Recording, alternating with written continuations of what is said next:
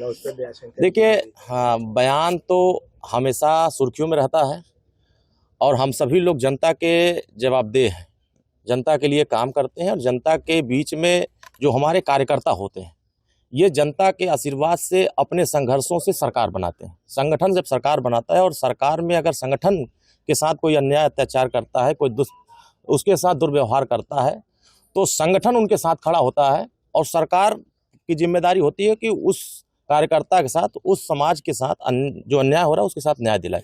उसी तरीके से बलिया के बांसडीह विधानसभा में एक हमारे कार्यकर्ता के साथ थाना बांसडीह और तहसील बांसडीह के अंतर्गत वो एक कार्यकर्ता गया था तहसील में, उसके साथ अन्याय हुआ। पार्टी संज्ञान में ली, शासन प्रशासन के लोगों ने संज्ञान में लिया। जो अन्याय किया था उस अधिकारी के खिलाफ पार्टी ने कार्रवाई किया, क्योंकि हर पार्टी का अपना अपना विचारधारा है। हर पार्टी अपने अपने महापुरुषों के को देखते हुए झंडा डंडा अपना बनाए हैं। उसी तरीके से हम भी अपने महाराजा सुहेलदेव राजभर के नाम पर अपना झंडा डंडा बनाए। अगर हमारे महापुरुष का कोई अपमान करेगा, हमारे पीले गमछे का कोई अपमान करेगा, तो ये हमारे नेता स्पष्ट कहे हैं कि इस सरकार में कोई भी व्यक्ति कानून से बढ़कर नहीं है। कानून के साथ कोई खिलवाड़ करेगा तो उसके खिलाफ कार्रवाई होगी। और उस अधिकारी को सस्पेंड किया गया और ये उस कार्यकर्ता को सम्मान दिया गया जो कार्यकर्ता निर्दोष था। इस पर दयाशंकर सिंह जी का एक बयान आया था, परिवहन मंत्री जी का। देखिए, हम तो थोड़ा सा कुछ आगे तक नहीं बढ़ पाए थे, लेकिन वो हमसे ज़्यादा बढ़ करके बोल दिए। हम तो सिर्फ आंखें निकाल रहे थे, वो तो सब कलेजों निकाल लिए, वो हमारा समर्थन कर दिए। तो ये हुआ कि भाई इस सरकार में किसी के साथ कोई अन्याय नहीं होने देंगे। हमारी सरकार सबको सुरक्षा देने के लिए, कानून व्यवस्था बेहतर करने के लिए हम सब लोग मिलकर काम कर रहे हैं। पर बड़ा चुटकी ले रहे हैं। विपक्ष के पास कोई मुद्दा नहीं बचा, बेचारे क्या करें। वो हमेशा सत्ता में थे तो सबकी जमीनें लूटते थे, लोगों के घर जबरी कब्जा करते थे। तो आज वो सत्ता से बाहर है, जनता ने उनको पैदल कर दिया है और तो उनको कुछ दिख नहीं रहा है, तो सोच रहे हैं कि कम से कम इसी पे बोल करके चर्चा में आ जाए। कुछ कैबिनेट से प्रस्ताव पास हुआ है बड़ौरा मिल का, और मंत्री जी चर्चा कर रहे थे कि प्रदेश की सारी बंद पड़ी मिलों पर क्या प्राइवेट सेक्टर से या सरकार कुछ आगे बढ़ के काम करने जा रही है। देखिए, जो बार बार माननीय ओम प्रकाश राजभर जी उत्तर प्रदेश और पूर्वांचल को लेकर चिंता करते हैं कि पूर्वांचल के लोग दूसरे राज्यों में पलायन करते हैं रोजगार के लिए।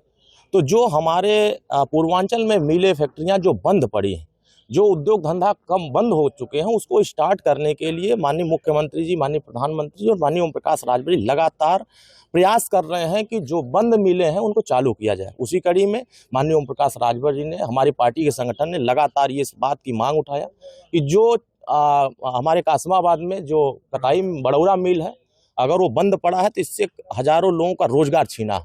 बंद होने से रोजगार नहीं मिल पा रहे हैं, तो वो चालू होगा तो हजारों लोगों को रोजगार का अवसर मिलेगा। जो पलायन कर रहे हैं वो पलायन रुकेगा।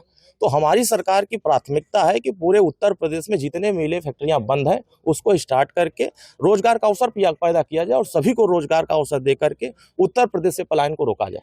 सर, एक और कुछ बता रहे थे कि उत्तर प्रदेश में देखिए, हमारे विधानसभा जहूराबाद, माननीय ओम प्रकाश राजभर जी वहाँ के विधायक हैं और बहुत सारे विरोधी जो कहते हैं कि ओम प्रकाश राजभर सिर्फ बोलते हैं, काम नहीं करते हैं, तो ये बात उनको अब देखना होगा कि ये बात बोल करके नहीं, हम लिखित दिखाते हैं कि 1 करोड़ 21 लाख रुपया जो मझौआ कासमाबाद विकास खंड के अंतर्गत वो पुल ना तो समाजवादी पार्टी बना पाई, ना ही बीएसपी की सरकार बना पाई, और सभी लोग सिर्फ उस पुल पर राजनीति किए।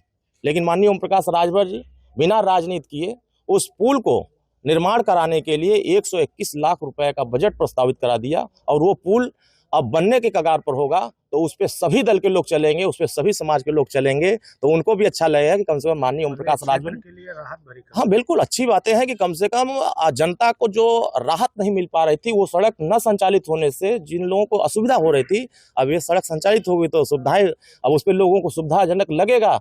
तो माननीय ओम प्रकाश राजभर जी को याद करेंगे कि उत्तर प्रदेश में अकेले एक मंत्री हैं, कैबिनेट मंत्री माननीय ओम प्रकाश राजभर जी, जो जनता के हितों के लिए, जनता की सुविधाओं के लिए लगातार चिंतित रहते हैं और उनके प्रयास करते रहते हैं। उनको जो है सुविधाएं मुहैया करते हैं और सरकार से लड़कर के बजट जिलों में लाने का काम करते हैं। उत्तर प्रदेश में लॉ एंड ऑर्डर की बात करते हैं, आप लोग सत्ता के सहयोगी हैं, पत्रकार की दिन दहाड़े हत्या हो जाती है गोली मारकर, इस पर क्या कहेंगे? देखिए, पत्रकार अभी ये घटना नहीं है, पूर्व में बहुत सारी घटनाएं हुई हैं, ये दुर्भाग्यपूर्ण है।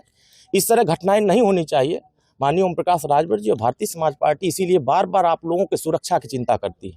दुर्घटना बीमा की चिंता करती है, आप लोगों को अलग से आवास की चिंता करती है, कम से कम आपकी भी सुरक्षा हो। पत्रकार आयोग का गठन किया जाए ताकि आपकी भी सुरक्षा है और आपकी भी जवाबदेही आपके फोरम पर रखने की बने।